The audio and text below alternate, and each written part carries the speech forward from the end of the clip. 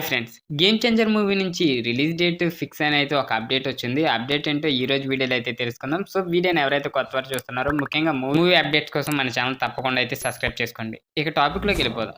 Mega అభిమానులు ఎదురు చూసి ఆఖరికి ఆలోచించడమే మానేసిన 'Ram Charan' pan India movie 'game changer' విడుదల తేదీని నిర్మాత దిల్ రాజు నిర్ణయించుకున్నట్టే కనిపిస్తుంది. సో, రీసెంట్‌గా 'సలార్' ప్రీమియర్ చూసి బయటకు వస్తున్న సందర్భంగా ఒక అభిమానిలో నుంచి మా సినిమా రిలీజ్ ఎప్పుడని అడగటం, ఆయన స్పందిస్తూ సెప్టెంబర్ అని చెప్పింది మైక్‌లో స్పష్టంగా వినిపించడం జరిగిపోయాయి. ఒకవేళ రెస్పాండ్ అవ్వాలనే ఉద్దేశం లేకపోతే వినిపించినట్టు వెళ్ళిపోయేవారు కానీ, అదే పనిగా నెల పేరుని కూడా నొక్కి చెప్పడం చూస్తే ఖరారనైతే అనుకోవచ్చు. ఎస్‌వీసీ నుంచి అఫీషియల్‌గా అందుతున్న అప్డేట్ ప్రకారం 'గేమ్ చేంజర్‌ని 2024 సెప్టెంబర్ 6న తీసుకురావాలని ప్రాథమికంగా ఫిక్స్ అయినట్టయితే తెలుస్తుంది.